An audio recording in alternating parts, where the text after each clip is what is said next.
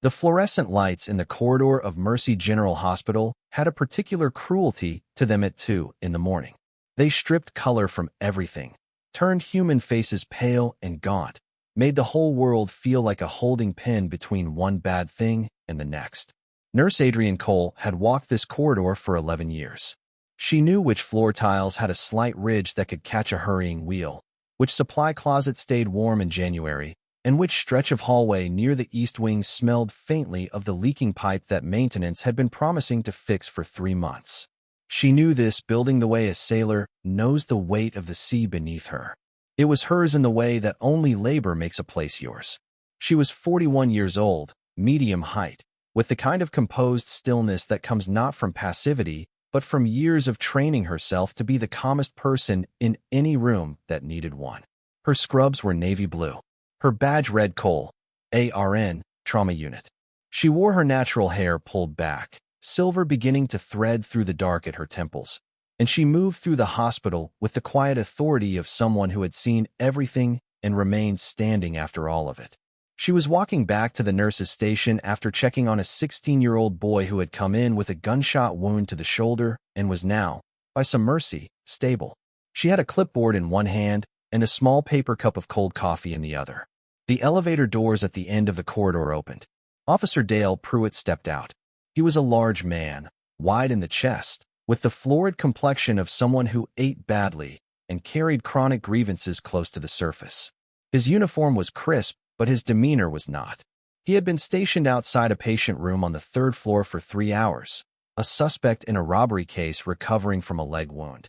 And he had the irritable energy of a man who believed his time was being wasted and intended to make someone else aware of that.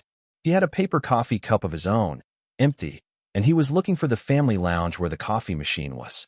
Adrienne was going to walk past him. She had no reason to do otherwise. He stopped directly in her path. Hey, where's the machine? Not a question. A directive issued at someone presumed to be beneath the issuing of questions. Adrienne stopped. She looked at him with the patience she maintained for difficult patients, for families at 3 in the morning who had just received news that undid them. Down the hall, 2nd left, family lounge, she said. The carafe on the right is the fresh one. She moved to step around him. He moved with her. Not deliberately, she told herself. Obliviously. He planted himself sideways in the narrow corridor and began looking at his phone without acknowledging that she existed or that she had been moving. Excuse me, she said. He didn't look up. She said it again, measured, clear. He glanced up then, not at her face, but at her badge, with the particular glazed assessment of a man deciding in real time whether someone was worth the energy of basic courtesy. He apparently decided she was not. You need to watch where you're going, he said, and returned to his phone. Something shifted in the air between them. Not in Adrienne. In him. He had chosen the thing he was going to do tonight, though he didn't know he had chosen it yet. People like Dale Pruitt never recognized the moment of selection. It felt to them like the world selecting itself around them. I was watching where I was going, Adrienne said. You stepped in front of me. He looked at her fully then. The look was slow. It traveled from her shoes to her face the way a man looks at something that has inconvenienced him by existing. You got an attitude problem? I have a patient to get back to. I'm talking to you. And I'm talking to you, she said. I told you where the coffee is. I need to get back to work. The corridor was not empty.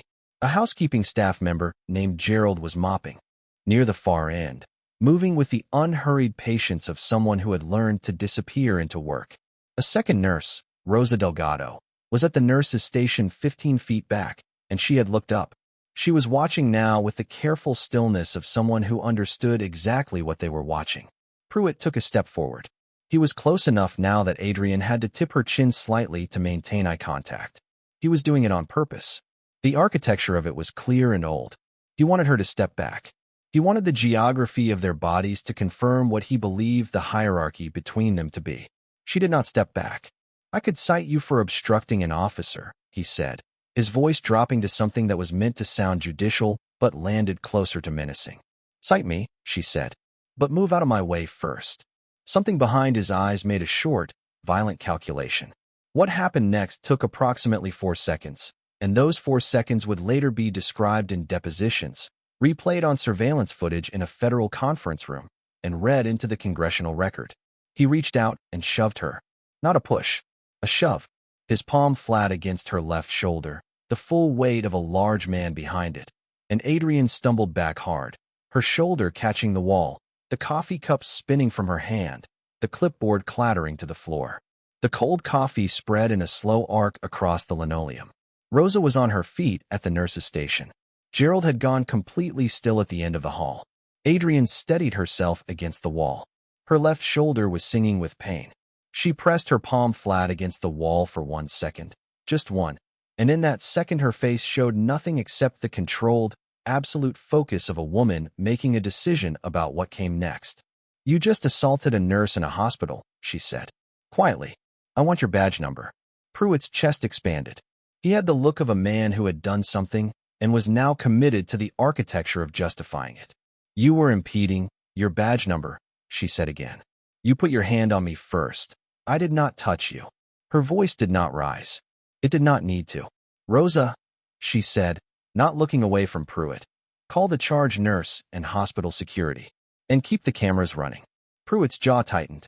"You want to make this a problem?" "It already is a problem," she said. "You made it one." He was close again, leaning slightly forward, and what came out of his mouth then was low enough that only she could fully hear it, though Rosa caught fragments, and Gerald, standing motionless with his mop, caught the tone of it, even if not every word. It was the kind of language that men like Pruitt used as a final instrument of reduction, the kind designed to remind someone of their place by invoking the very categories of humanity that were meant to diminish. The word he used was a short one. "It has been in this country a long time. It has done a great deal of damage." He said it with the weary contempt of someone who felt entirely safe saying it. Adrian did not flinch. Her eyes did not change. Her posture did not change. She had been this woman long enough to know that the flinch was what men like him were waiting for, because the flinch confirmed the architecture. She refused to confirm it. She reached up, slowly and deliberately, and straightened her badge on her chest. "Get out of this corridor," she said. "Now." Security arrived 3 minutes later. 2 guards, both young, both visibly uncertain about the presence of a uniformed police officer in a confrontation. The charge nurse, a heavy-set woman named Patrice Manning with 26 years on the job and the disposition of a federal judge, arrived 40 seconds after that. Patrice Manning looked at Adrienne's shoulder, which had begun to bruise visibly at the collar line. She looked at the spilled coffee. She looked at Pruitt, who had composed himself into the brick wall posture of a man who had decided he had done nothing wrong and was willing to build an entire narrative on that foundation. "Officer," Patrice said. "This nurse, officer." Patrice's voice could have cut glass. "You will not speak right now? Do you understand me? You will not speak." Pruitt looked at her with the particular expression of a man who had never been spoken to that way by a black woman in scrubs and was trying to determine what category of consequence, if any, she represented. Patrice turned to Adrian. "Are you injured?" "My shoulder. And I want a full incident report filed immediately. I want the corridor footage preserved, and I want it logged before morning shift change." "It's already being handled," Patrice said. She turned back to Pruitt. "You need to return to your post. The charge supervisor for this facility is being notified. Your precinct will be contacted, and you will not go anywhere near this wing until this is formally addressed." "I didn't do anything that. I watched you on the monitor," Patrice said. She let the silence that followed that sentence stand by itself. She did not elaborate. She did not need to. She let him understand exactly how much she had seen. He left. Not quickly. He left the way men like him always leave, with enough deliberateness to suggest that the leaving was his idea, that he was choosing to disengage from a situation beneath him. The elevator doors closed behind him, and the corridor held the particular quiet that follows the departure of a dangerous energy. Rosa brought Adrian an ice pack from the trauma bay. Adrian pressed it to her shoulder and sat on the edge of a chair in the nurse's station and let herself exhale for the first time in several minutes. "You okay?" Rosa asked. "I'm fine. You want to call someone?" Adrian glanced at the clock on the wall. It was 2:17 in the morning. She thought about the man who was somewhere over the Atlantic right now on a government charter, returning from 3 days of closed session briefings in London that she was not permitted to know the full details of. She thought about his voice on the phone 2 nights ago, tired in the way that only the particular weight of that job produced, asking her how her shift was, listening the way he always listened, completely, without looking at anything else, as though her answer was the only thing in the room. "No," she said. "Not yet." What she meant was, not for this. Not at 2 in the morning, when he was already carrying what he carried. She had handled worse than Dale Pruitt in this corridor. She would handle this too. She did not know yet that the handling of it was already far beyond her reach.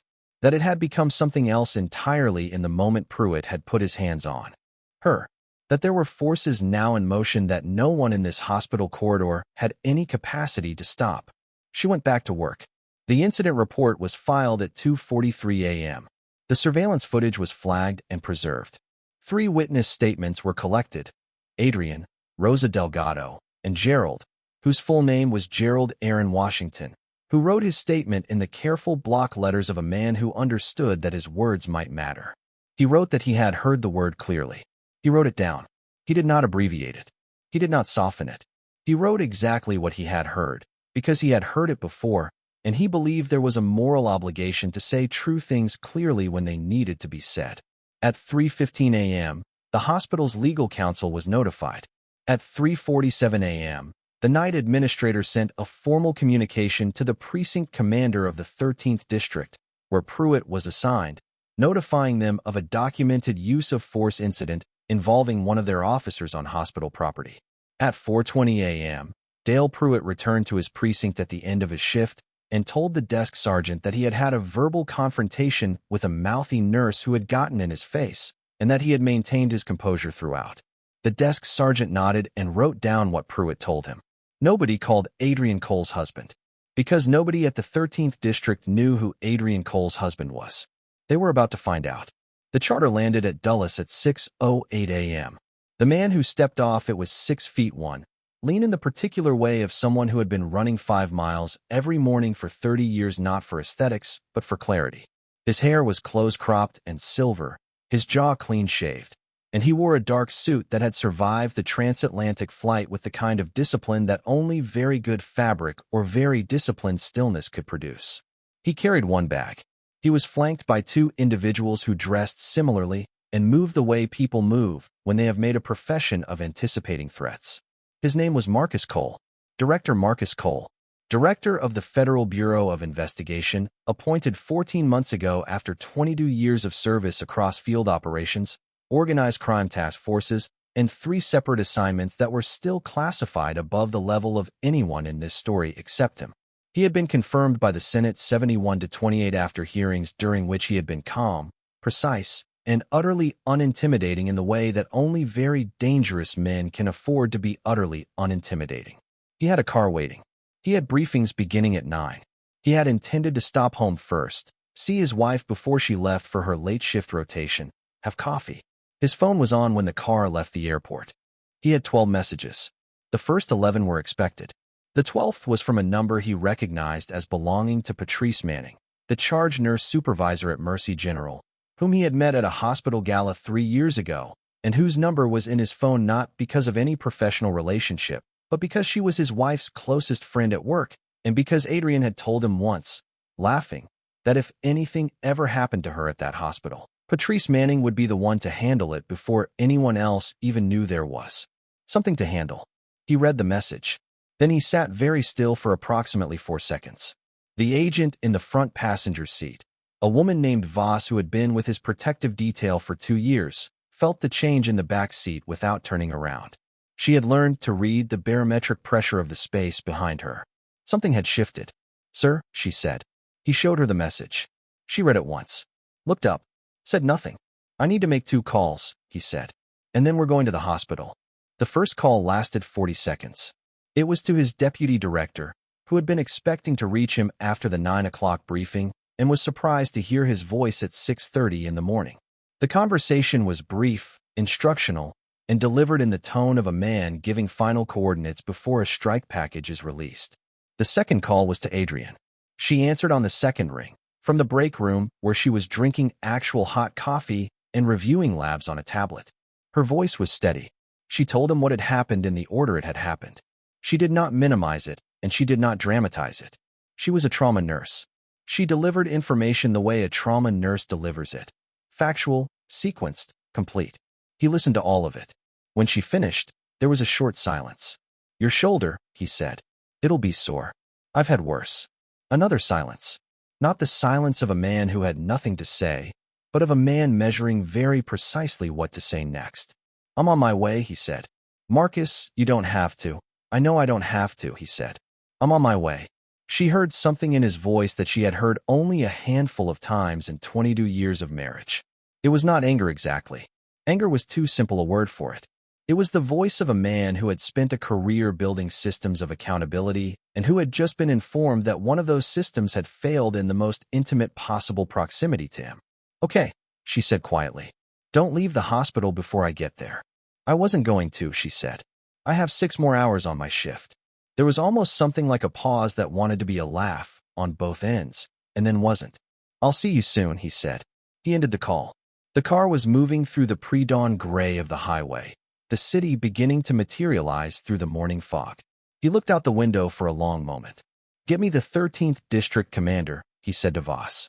And I want his full personnel jacket on Pruitt, pulled before we arrive. Everything. Complaints, disciplinary, use of force history, all of it. Yes, sir. And I want to know who his lieutenant is and whether that lieutenant knew about this before shift change. Voss was already on the phone. Officer Dale Pruitt had been home for 40 minutes when his personal cell phone rang with a number he didn't recognize. He let it go to voicemail. It rang again. He declined it. He was eating cereal at his kitchen counter and watching morning highlights on the muted television when his precinct issue phone lit up. It was his lieutenant, Brian Holt, and Holt's voice when Pruitt answered was the voice of a man who had received information that had fundamentally reorganized his morning. You need to come in, Holt said. I just got off. I've got, right now, Dale. I'm not negotiating this. Pruitt put his spoon down. What is this about? Come in, Holt said, and hung up. Pruitt drove back to the precinct with the gathering unease of a man who had done something he had told himself was nothing and was beginning to feel the landscape of that logic shifting underfoot. He had pushed a nurse. She had been mouthy. He had made a judgment call. He had 37 similar judgments in his 12-year career, and none of them had ever come back to him as anything more than a complaint form that got filed and forgotten. He walked into the 13th District at 7:22 a.m. The lobby felt wrong immediately.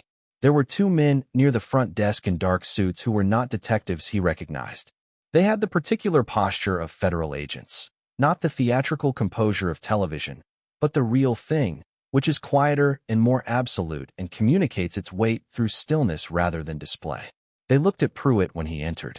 Lieutenant Holt met him at the hallway door. Holt was a 20-year man with a thick gray mustache and the normally untroubled bearing of someone who had administered this precinct through budget crises, 3 police commissioners, and a city council that couldn't agree on what day it was. He did not look untroubled. Conference room, Holt said. Who are those guys in the lobby? Conference room, Dale. The room had a table, 4 chairs, and no windows. Holt sat across from Pruitt. He placed a manila folder on the table and did not open it. You want to tell me what happened at Mercy General last night? Holt said. It was not a question. I already told the desk sergeant. The nurse was obstructing. I have 3 witness statements, 11 minutes of corridor surveillance footage, and a formal complaint from the hospital's legal office, Holt said. And I also have a phone call I received at 6:45 this morning that I am going to think about for the rest of my career. He paused. Do you know who that nurse is? Some nurse. Holt looked at him for a long moment with the expression of a man watching a person stand on something that is about to give way and being unable to do anything about it in time. Her name is Adrienne Cole, he said. She has been a trauma nurse at Mercy General for 11 years. She has a degree from Johns Hopkins. She volunteers 3 Saturdays a month at a pediatric free clinic in the East Corridor. He paused. And her husband landed at Dulles this morning at 6 o'clock. Pruitt waited. Her husband is Marcus Cole, Holt said. Director Marcus Cole. The silence that followed was the kind that rearranges things. Pruitt's face went through several rapid iterations of expression, disbelief, recalibration, a brief irrational flare of indignation, and then something that might have been the first honest fear he had felt in years. Those men in the lobby, Holt said, are not here to talk to me. The conference room door opened. Director Marcus Cole entered without hurrying. He was still in the suit from the flight. He had been at the hospital first, had seen Adrienne, had looked at the bruise on her shoulder, had listened to her recount the same information she had given him on the phone, and then said quietly that he needed her to go back to work because she was needed and because the rest of this was not going to require her presence. He had told her that clearly, as a husband, and then he had told her that he loved her, and then he had come here. He sat down across from Pruitt. He did not introduce himself. He did not need to. Agent Voss and another agent from his detail stood near the door without moving. Cole set a single sheet of paper on the table. He did not slide it toward Pruitt. He placed it and left it where it was. "I want to be very clear about something before we begin," he said.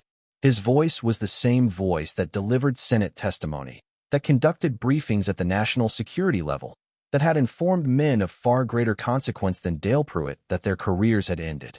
It was not loud. It carried the way still water carries a stone thrown into it, in widening circles, in every direction, until it reached every edge. What happened at Mercy General Hospital last night is not being handled as a domestic matter.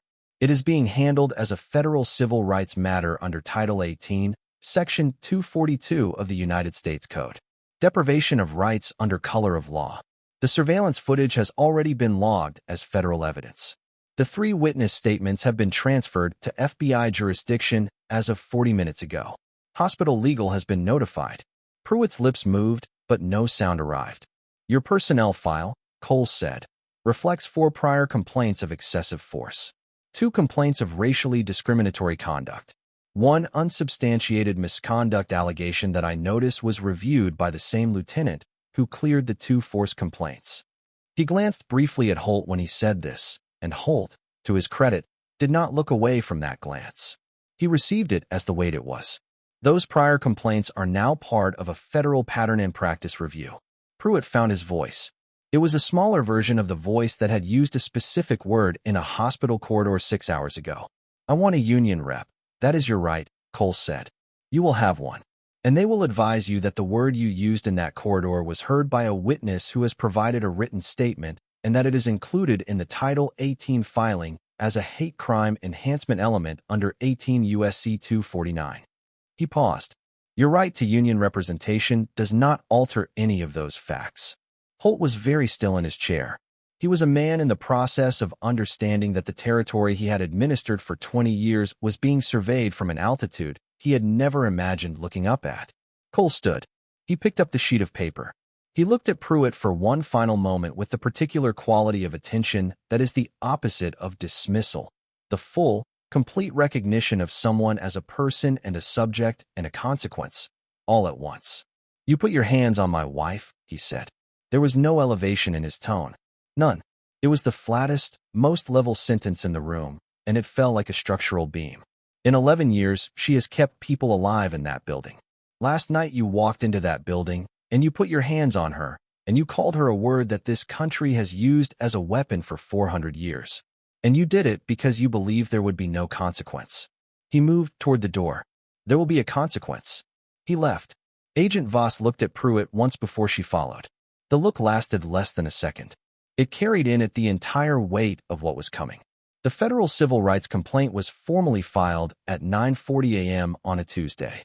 By 11, it had been assigned to the FBI's Civil Rights Division with a case priority designation that pushed it to the front of an already active docket. The 13th District was notified that their use of force records going back 5 years were subject to federal preservation orders. 3 other prior complainants against Pruitt were contacted by federal investigators before the end of the business day. 2 black men and a Latino woman, all of whom had filed complaints that had been reviewed internally and resolved without discipline, all of whom agreed immediately to cooperate with the federal investigation. At 2 in the afternoon, the hospital issued a public statement. It was measured, institutional, and said exactly what it needed to say. It confirmed that an officer had been removed from the facility following a documented use of force incident against a member of its nursing staff. It confirmed that it was cooperating fully with all appropriate authorities. It confirmed that the staff member in question had returned to her duties and was being supported. The statement did not name Director Cole. It did not need to. Someone else did. A local journalist named Carla Weston had a source inside Mercy General who had texted her at 7 a.m. with 3 words. "Big story, call me." By noon she had the incident report, the names, and enough corroboration to publish. Her article went live at 2:47 p.m. The headline was direct. By 4 o'clock it had been shared 90,000 times. By 6 it was on every major news network. By 8 it had been entered into the congressional record by a representative from Illinois who had been waiting for exactly this kind of case to reinforce a bill she had been trying to move through committee for 14 months. Dale Pruitt was placed on administrative leave pending investigation at 3 in the afternoon. His union issued a statement at 4 expressing full support for due process. By 7 that evening, 3 of his former colleagues had given on-record interviews describing a pattern of behavior that they had reported internally and watched go unaddressed. Lieutenant Brian Holt submitted a written statement to the federal investigators in which he acknowledged that 2 prior force complaints against Pruitt had been reviewed under his supervision. He acknowledged that his review process had not been sufficient. He used the word inadequate. Investigators noted that this was a generous description. Holt was placed under a separate internal affairs investigation by week's end. He would retire before its conclusion, under circumstances that would later be described in a civil service tribunal as a negotiated separation. The precinct commander, a man named Vincent Garza who had run the 13th district for 8 years and whose name appeared on the internal memos clearing 2 of Pruitt's prior complaints, was subpoenaed for federal grand jury testimony on the 14th day after the incident. He appeared with counsel. He invoked his Fifth Amendment rights on 11 specific questions. The jury noted this. The Civil Rights Division noted it more thoroughly. Rosa Delgado gave her deposition on day 6. She was precise, composed, and unwavering. She described Pruitt's physical movement, his tone, the words she had partially heard, and the deliberate, unhurried way that Adrian Cole had straightened her badge after he said it. Rosa cried once during the deposition, briefly, and then stopped and continued. The attorney taking her statement asked if she needed a break. She said she did not. Gerald Washington gave his deposition on day 8. He did not cry. He read his original written statement aloud and then answered every follow-up question without hesitation. He was asked twice whether he was certain about the specific word he had heard. He said both times that he was. He said he had heard it before, in other circumstances, from other people, and that it was not a word a person confused with something else once they had heard it directed at them or at someone near them. The federal attorney noted his response for the record. It would later be read in full to the grand jury. The grand jury returned an indictment 22 days after the incident at Mercy General Hospital. Dale Pruitt was indicted on 1 count of deprivation of rights under color of law under 18 U.S.C. 242, 1 count of federally protected activity interference with a hate crime enhancement under 18 U.S.C. 249, and 1 count of making a false official statement in the account he gave the desk sergeant upon returning to the precinct. The false statement count carried additional weight because of the documented surveillance footage that contradicted his account in 4 specific factual particulars. He was arrested at his home on a Wednesday morning. The arrest was quiet, procedurally clean, and unremarkable in its mechanics. 2 agents, a warrant, a reading of rights, a short drive. No resistance. He did not say anything when they put him in the car. He looked once at his front door, which had swung shut behind him, and then he looked at his hands in his lap, and he did not look up again. His arraignment was public. He pleaded not guilty. His bail was set and posted. His union maintained its statement of support through the arraignment.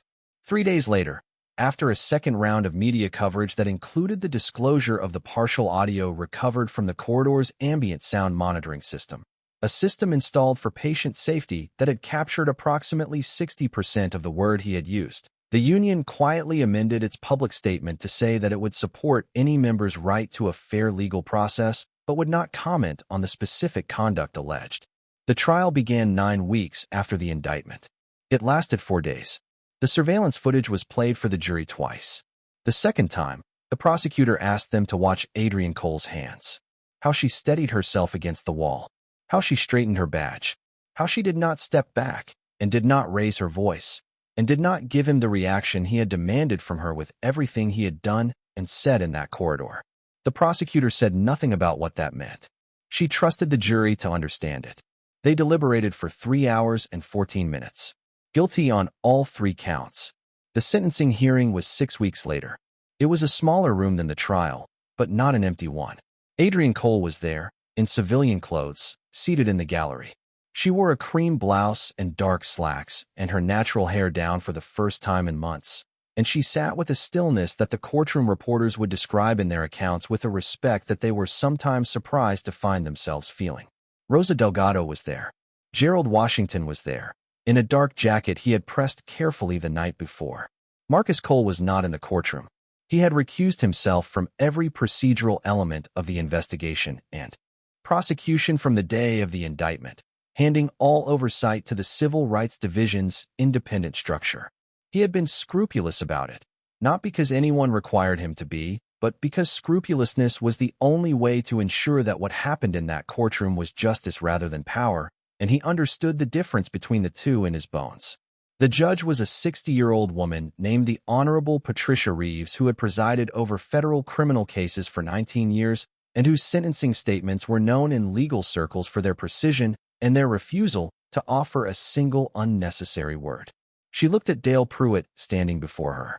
She reviewed the sentencing guidelines, the impact statements submitted by the 3 prior complainants, the psychological assessment, and the statements of counsel on both sides. She noted the absence of genuine remorse in any statement Pruitt had made throughout the proceedings, not the formal absence of a guilty plea, but the deeper structural absence of a man who had looked at what he had done and understood it for what it was.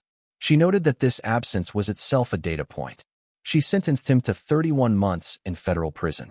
She ordered 3 years of supervised release following that sentence. She imposed a permanent bar from service in any law enforcement capacity at any level. She then said something that was not in the sentencing guidelines and was not required of her, and that would be quoted in every account of the proceeding published afterward. She said, "A badge is not a license to diminish. It is a covenant. You broke that covenant in a hospital corridor at 2 in the morning when you chose to see a person's badge and her skin color and decide what was owed to her on the basis of the second rather than the first. The law has named what you did. This court has answered it. This record will remain." She said nothing further. She closed her folder. The room was very quiet. Adrian Cole sat in the gallery and listened to the gavel and did not look away. The weeks that followed had a different texture than the weeks before. The Department of Justice opened a pattern and practice investigation into the 13th District that would ultimately result in a consent decree and a court-appointed monitor overseeing reform implementation across 11 specific procedural categories, including use of force documentation, complaint review independence, and mandatory bias training with external accountability. The investigation took 18 months. It was thorough. It found what most people who had been paying attention had suspected it would find. Commander Garza was eventually charged separately with obstruction of justice related to his handling of the prior complaints. He accepted a plea agreement that included forfeiture of his pension and a prohibition from public service. His attorney described the agreement as an acknowledgement of administrative failings. Federal prosecutors described it as accountability for documented cover. The hospital, for its part, completed a full review of its security protocols and its procedures for incidents involving law enforcement personnel on its property. It installed additional corridor audio monitoring. It created a formal liaison structure with the city's police oversight board. It launched a staff support program for employees who had experienced workplace intimidation or force. It was named by a National Nursing Association as a model for institutional response. The representative from Illinois got her bill out of committee. Gerald Washington received a commendation from the hospital's board of directors for the integrity and clarity of his witness statement. He accepted it in the same break room where he often ate his lunch, with the same unhurried dignity with which he had mopped that corridor on the night when everything had happened. He thanked the board members briefly and said that he had only written down what was true. He said he hoped other people would do the same. He said it as though it were simple. Perhaps, for him, it was. Rosa Delgado was promoted to senior charge nurse 6 months later. She accepted the promotion the way people accept things they have quietly deserved for longer than the organization recognized. Adrian Cole continued her shifts in the trauma unit of Mercy General Hospital. She continued to know which floor tiles had the ridge. She continued to arrive early and leave late and know the names of the families in the waiting room, the preferences of the long-term patients, the sound a particular monitor made when it needed to be recalibrated. She was asked by a medical journal to write a piece about the experience. She declined. She was asked by a congressional subcommittee to testify. She agreed and testified for 40 minutes in precise, measured language that caused 3 members of the committee to be visibly moved, though she herself was not, because she had said the true things before, and the truth of them did not require her to weep in order to be true. She drove home the evening after the sentencing through the city that was her city, through the neighborhoods she had known since she was young, past the hospital that was hers in the only way that mattered, through the particular blue hour when the sky and the street and the buildings reach an arrangement with each other that is neither day nor night, but something better than either. Marcus was home when she arrived. He had made dinner, a simple thing, rice and something braised, the kind of meal that takes patience rather than complexity. He was at the table when she came in.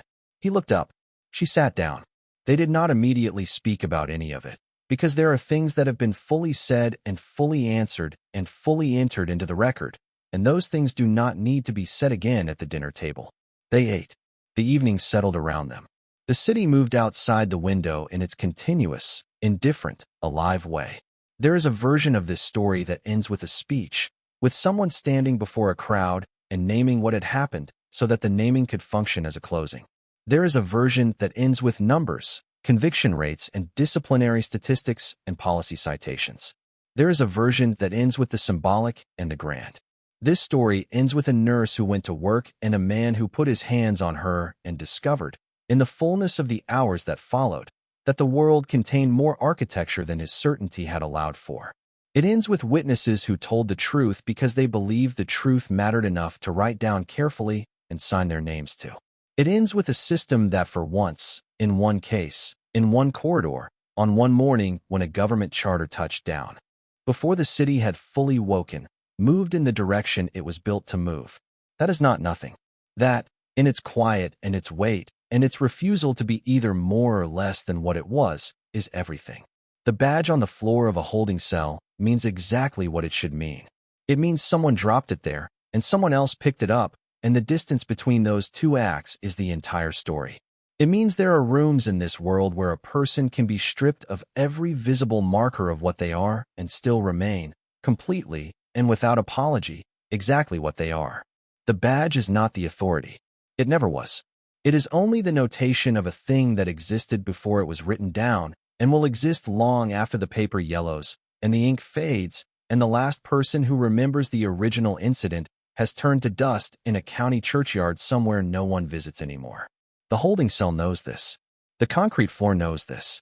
The small, indifferent drain in the corner has heard confessions more honest than any courtroom ever will, and it has held them quietly, the way all drains hold everything that passes through, without judgment, without ceremony, without the theater of a gavel. The woman in navy scrubs walking a hospital corridor at 2 in the morning knows whose building it is. She has always known. She knew it the first morning she arrived before dawn with her shoes still damp from the parking lot puddles and the sky still dark enough to hold a handful of stars above the roofline. And she walked through those double doors and felt the particular quality of silence that belongs to a building that has been breathing all night without her and will go on breathing long after her shift ends. And she understood in that moment, not as an idea, not as a philosophy, but as a physical fact in her sternum, that this place required something of her that had nothing to do with compliance, that it required presence, full, unhurried, undiminished presence, the kind that does not flinch when a door opens unexpectedly, the kind that does not recalibrate itself according to whoever has just entered the room. The fluorescent lights do not flatter her, but they never needed to. They are brutal and democratic, and they wash the color out of everything they touch, out of the linoleum and the curtain fabric and the faces of the men who sit behind desks in the small hours and believe that exhaustion is a kind of leverage they can use against anyone who still needs something from them. She has stood under these lights for years. She has stood under them with blood on her gloves and charts in her hands, and the particular stillness of a woman who has already decided what she is going to do next. The lights have never once made her smaller. This is not because she is unaware of how they make her look. It is because she made a decision, somewhere early and somewhere private, that the way a light renders her is not information she is required to receive. She is already the most important person in the room. She was that before anyone arrived to confirm it. She was that on the nights when no one arrived at all, when the corridor stretched out empty in both directions, and the only sound was the low mechanical hum of the building maintaining itself, and she walked it alone with her clipboard and her quiet purpose and her absolute refusal to mistake silence for absence of consequence. Importance, she had understood long ago, is not conferred by audience. A tree does not become tall because someone measures it. A current does not change direction because someone refuses to acknowledge the water. She had learned this not from a book and not from a mentor and not from any of the framed certificates that line the walls of offices belonging to people who confuse the frame with what's inside it. She had learned it the hard way that all real things are learned, by standing in rooms where she was expected to be smaller and discovering, with a calm that surprised even her the first time, that she simply was not. She will be that long after the last account is filed and the last gavel falls and the last man who mistook a corridor for a courtroom where only he could rule learns, as Dale Pruitt learned, that the verdict had already been reached by then.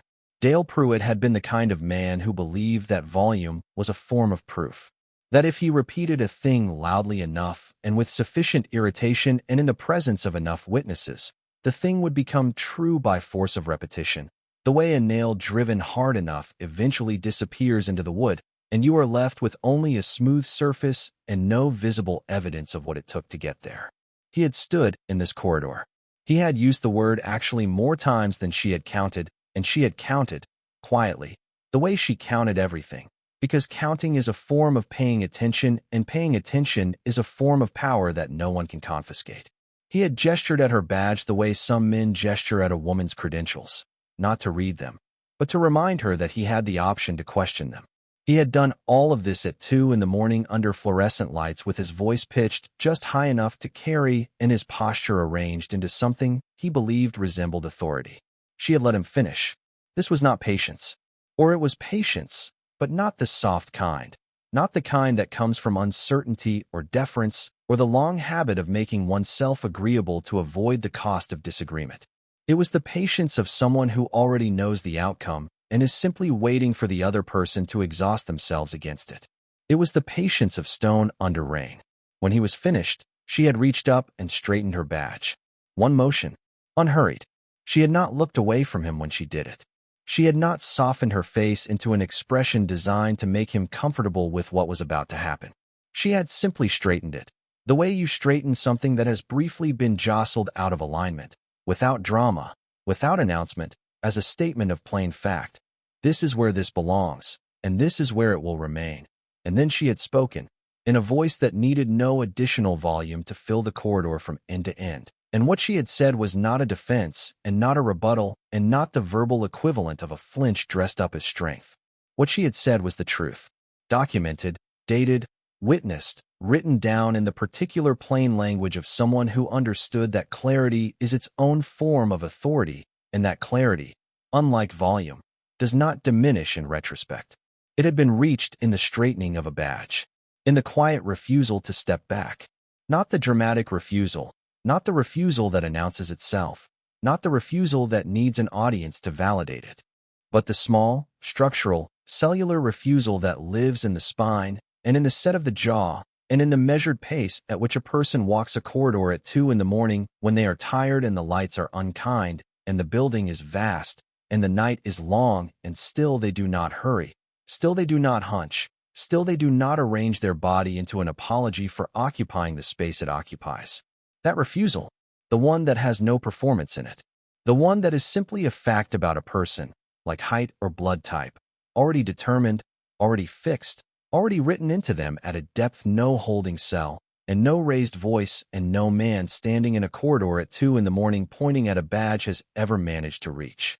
In the calm, absolute certainty that the truth, written down clearly, has a weight that outlasts the loudest voice in any room. This is the thing about truth that is written down. It does not need to be present to be felt. It does not need to be defended every time a new voice rises to contest it. It sits in its file, in its folder, in its archive, with the quiet permanence of everything that has already happened and cannot be made to have not happened regardless of how much pressure is applied to the record or how many people stand in corridors insisting that the corridor belongs to them. Dale Pruitt had learned this. Not immediately, not graciously.